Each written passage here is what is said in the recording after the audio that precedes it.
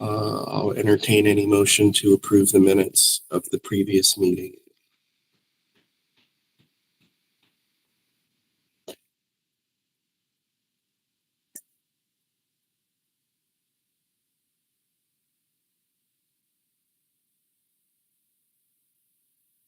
Chair, this is Michelle Burns. I wasn't a member of the committee then. Does that mean I can't make the motion? I know I can't vote. I'd be happy to make the motion. I think you can go ahead and you're a member now. You can make a motion.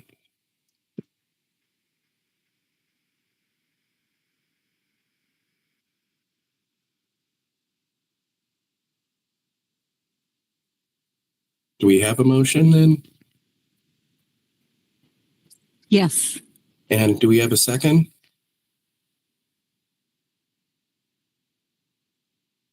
I think that's probably going to have to be Jeff. He's muted.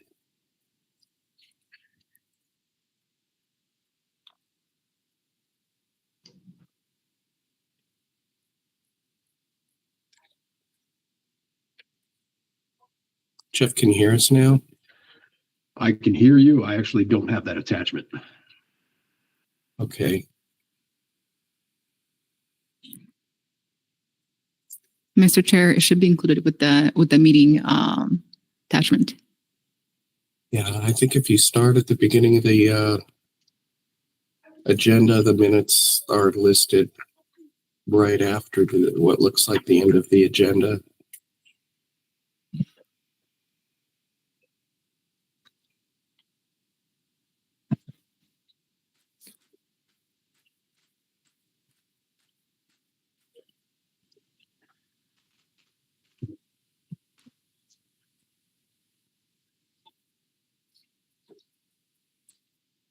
If we don't have a member present to second the motion, do we need to get stuck on that, or can we come back to that and proceed further with the agenda? Mr. Chair, we can table it and then come back to that agenda. Okay. Why don't we go ahead and table that and we'll come back to it. Next up, item 3 is the discussion of the 26 to 31 drug gang violent crime control strategy. Do we have personnel here to present on that? Mr. Chair, our members, we do. Okay. Why don't we proceed with that then? Item 3 of the agenda is the discussion of the drug gang violent crime control program statewide strategy. I'll go over some information before offering up to the members to provide any input. Very well. The drug and gang violent crime control program, the overall goal is to seek to curtail the flow of illicit drugs, drug proceeds, reduce violent crime, and deter repeat offenders. The main program funding comes from the state funding, the drug and gang enforcement account, which is a revenue from mandatory fines for certain drug offenses. We also have the Edward Burr Memorial Justice Assistance Grant. That's from a federal grant from the Bureau of Justice Assistance. It supports state and local governments in improving criminal justice by supporting a wide range of program areas. The other funding stream that we have is the RSAT, the Residential Substance Abuse Treatment Program. That's also a federal grant that we get from BJA to implement a substance abuse treatment programs in correctional and detention facilities, as well as aftercare services. The Burn State Crisis Intervention Program was part of the Bipartisan Safer Community Act that was signed into law in 2022 by President Biden. It supports state-level crisis intervention initiatives and gun violence reduction issues. As a way of background and the purpose of the strategy, the first strategy was developed in 1987 as a drug control strategy. It has been refined and expanded to include a gang and violent crime component. The first 5-year strategy was released in 2020. So this will be the second 5-year strategy that we're going to have. It is a requirement of the Burn JAG program. So we'll be submitting it with the next federal Burn JAG application. The strategy is a the Commission's primary decisions-making tool for allocating funds in the program, and achieving the program goals for the Drug, Gang, Violent Crime Control Program.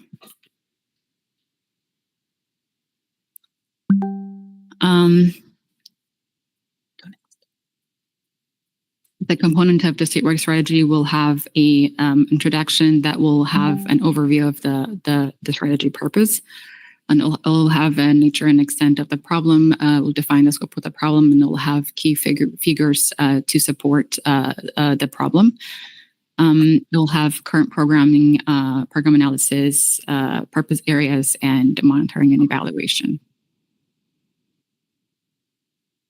For the nature and extent of the problem, in developing the strategy, our team examines various national and state level data to define the drug, gang, violent crime problem in the state. This informs the implementation of evidence-based practices to address any emerging trends. So we'll look at drug arrests, possession, gang activity, gang crime, violent crime rates, arrests, and drug-related consequences. For drug arrest, looking at data from 2017 to 2020, arrest for drug sales and manufacturing fluctuated from during this time period. For the task force, we funded between 2020 and 2024, fentanyl-related drug arrest increased significantly, while heroin-related drug arrests decreased by 97%. And the total number of drug violation in Arizona decreased from 2018 to 2020, increased from 2018 to 2022, but declined in slight decline in 2023. For gang crime between 2019 and 2024, we saw an overall decline. In 2023, law enforcement reported significant involvement and weapons possession and firearms among the gangs, followed by the drug sales and distribution. Also, fentanyl and meth were the most frequently distributed drugs among the gangs. Notably, the law enforcement agencies reported high involvement in fentanyl distribution that surged from 18% in 2019 to 82% in 2023, which was the largest increase among the surveys, the drugs that we surveyed. For violent crime, according to the AYS data that we have, the top 5 common use substances among Arizona youth were alcohol, e-cigarettes, cigarettes, marijuana, and marijuana concentrates. Drug use has measurable impact beyond criminal justice systems. So we looked at data, ER visits, and inpatient discharges. So from 2016 through 2021, ER visits and inpatient discharges increased, and drug-induced death has doubled.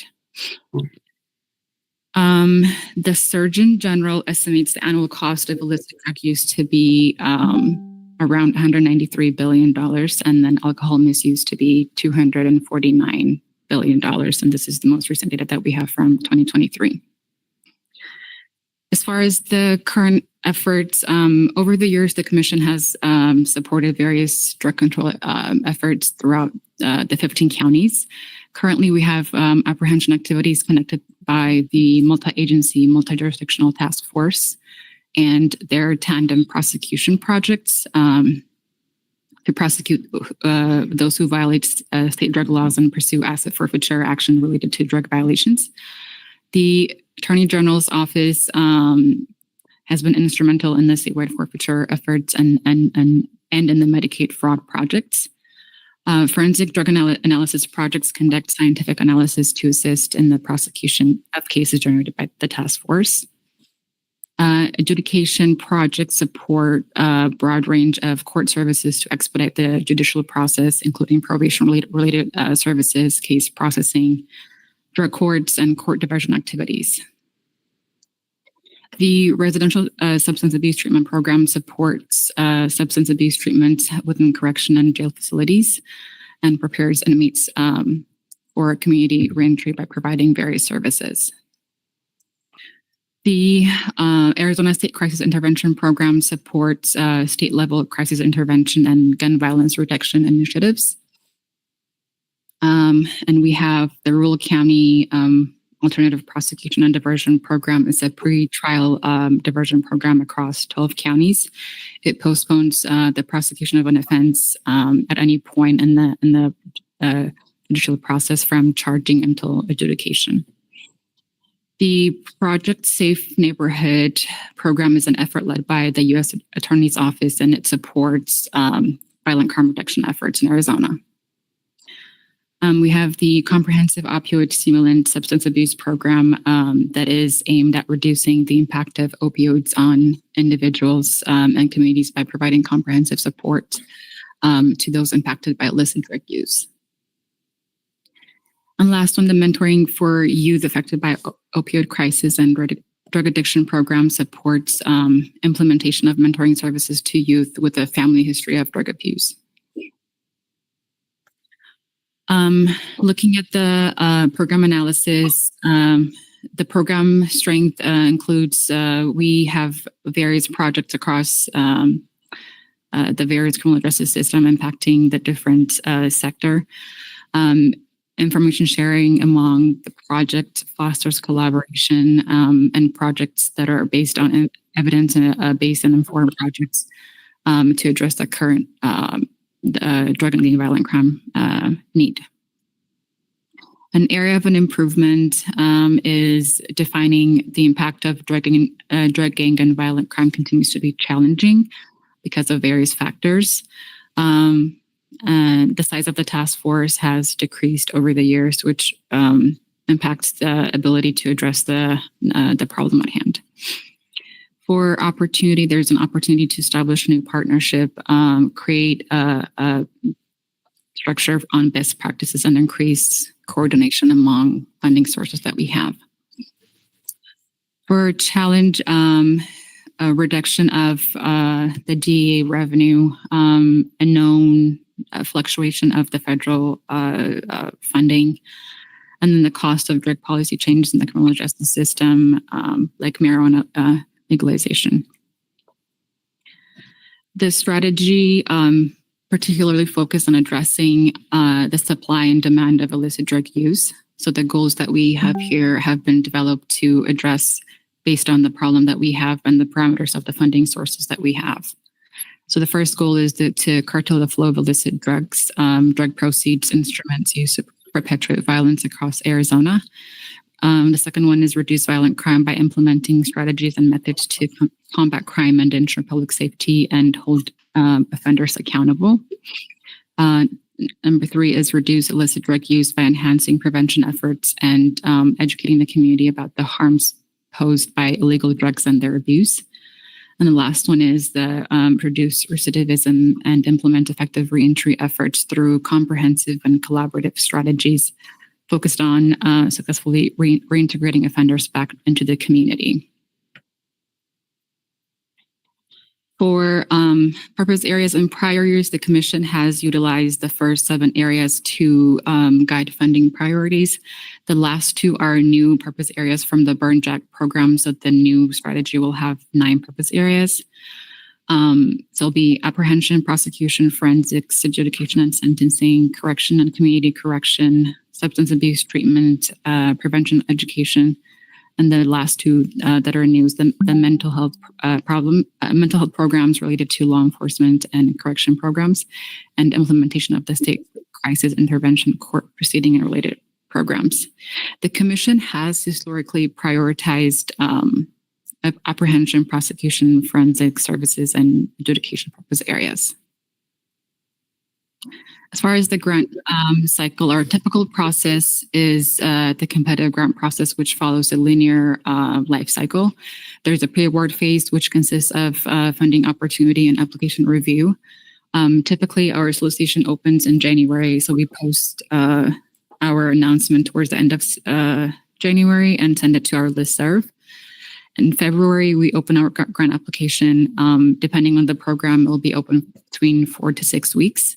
And we go through a grant review period and review to meet review team meeting in April before we convene a committee meeting for funding recommendation in April.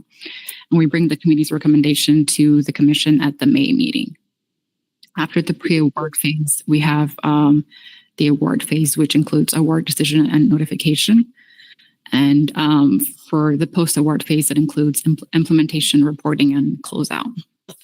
So for this strategy, we are including a non-competitive approach and rare instances where we may not have enough time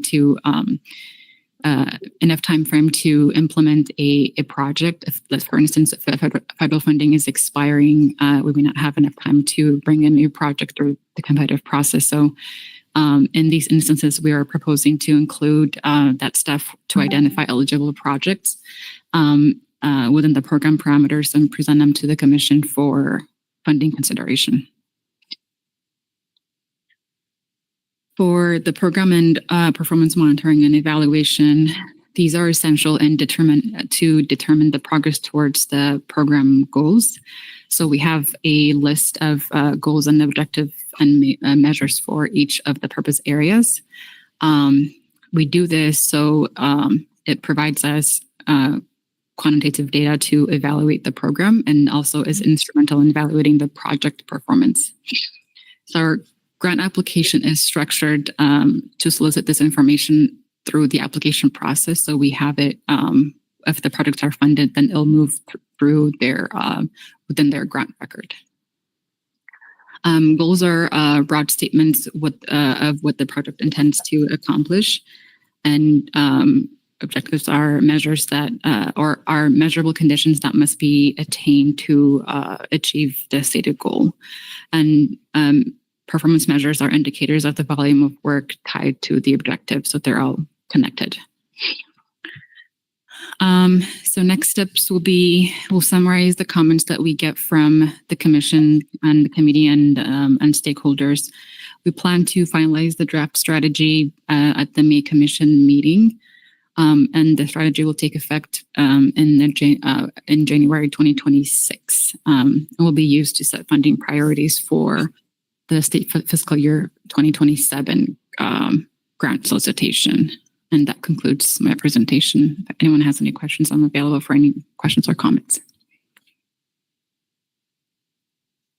I did have one question, Ashley. When you were speaking to the reduction in the size of task forces, is there any particular reason or reasons for that you were able to determine? Mr. Chair, we have had some counties task force that dropped out. We are not sure the reason. They have stopped applying for the funds. And then likely because of cost increase, they've had to downsize their staffing size, so that also contributes to the reduction in task force. And are those state agencies or federal agencies? They're the county agencies. County agencies. Okay. I have a question. So the grant life cycle timeline has already been completed for FY 2026. In other words, is this grant process implemented every year? I'm new to the committee, so a little history would be helpful. Sure, Mr. Chair and Ms. Burns. So we go through that cycle every year. So for the state fiscal year project that starts on July 1st, we are posting the solicitation towards the end of this month, and application will open in February. It will be open for a period of 4 to 6 weeks, depending on the program. And once we have prospective applicants, we will go through the review team process. So we'll have a review external and internal team to review the applications, and then that will be scored, and we'll have a review team meeting to discuss any scores that that may be outliers. And once that is finalized, we'll have a committee meeting for a funding recommendation before we take it to the commission. So would it be fair to say then the timeline is the same every year? Correct. Okay. And then one other question, if I may. So what is the difference between the competitive and the non-competitive grants? Mr. Chair and Ms. Burns, the competitive process, it's not, it's a process that we have the competitive process, but we are proposing the non-competitive approach in cases where we have a federal project that may be expiring and we may not have enough timeline to wait until January to go through the entire process of the competitive application process. So in that case, we are proposing to bring in those projects to the commission for funding consideration. So it's a process to administer the projects. And those are very rare. It doesn't happen very often, but we may have to do it if we're in a place where if we're faced with that situation. So there, and I'm still a little unclear. So there are applications that come in, or maybe applications that have been approved in the past that are coming up for renewal and maybe hadn't met the deadline, but they put them into the non-competitive category. I'm sorry. No worries, Mr. Chair and Ms. Burns. Not necessarily a renewal, but typically this applies for a discretionary grants that we get from the feds.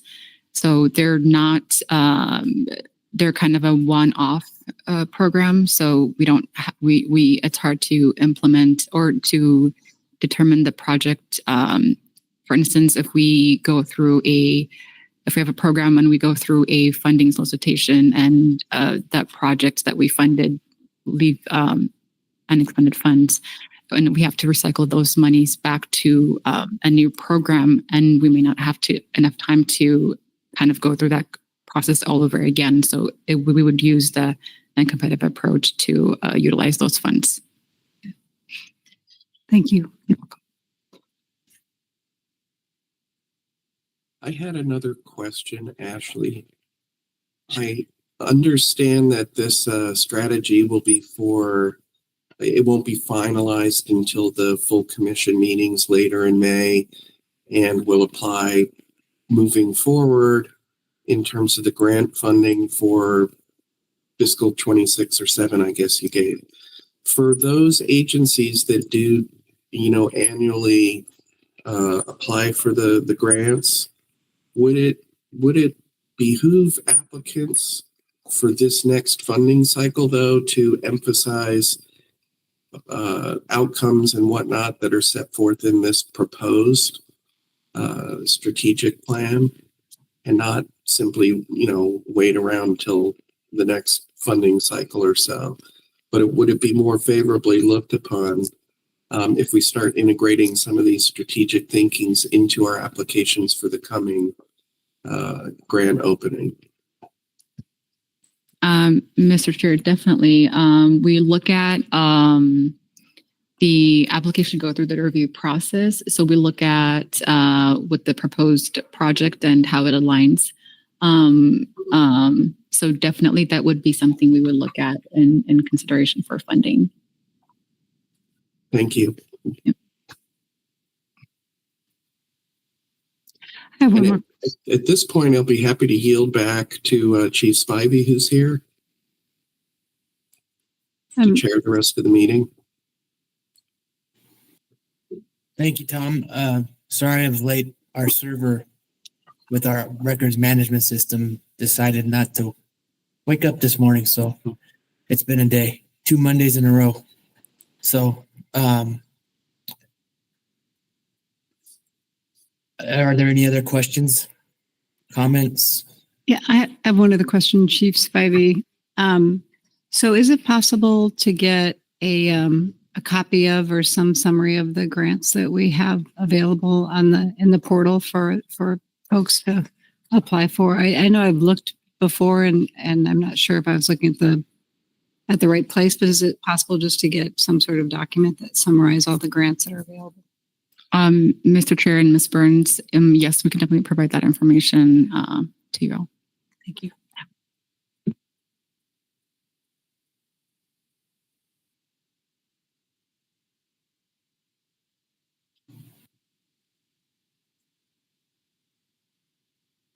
Is there any other questions or comments, staff, or? Okay, moving on.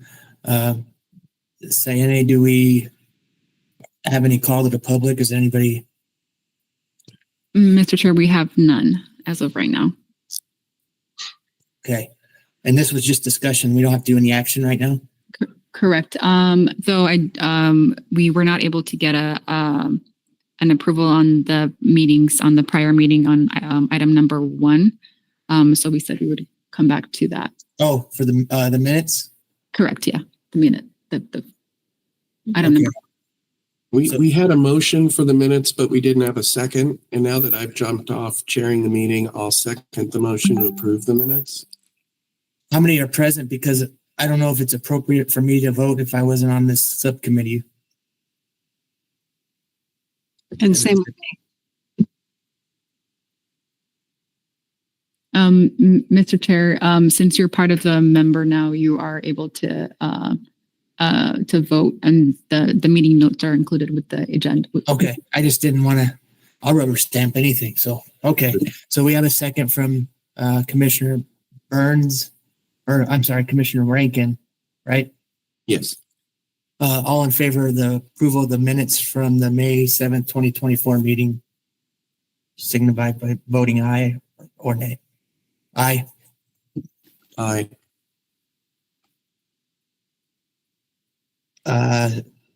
Commissioner Burns, I didn't hear you.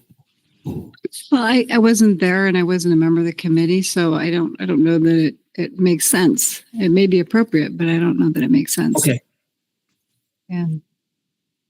thank you. So we had 2 votes in favor of approval of the minutes. The motion is approved. The next meeting, item 5, is that what we're on now? Item 5? Correct. Next meeting, the staff any recommendations? Otherwise, it's subject to the call of the chair. We'll be at the call of the chair.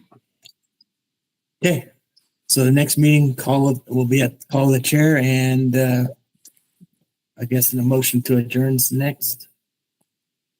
Or not? Yep. I'll entertain a motion to adjourn. Also move. Second. All in favor? Aye. Aye. Aye. Thank you, everybody. Thank you. Sorry I was late. It's just been a Thank day. you.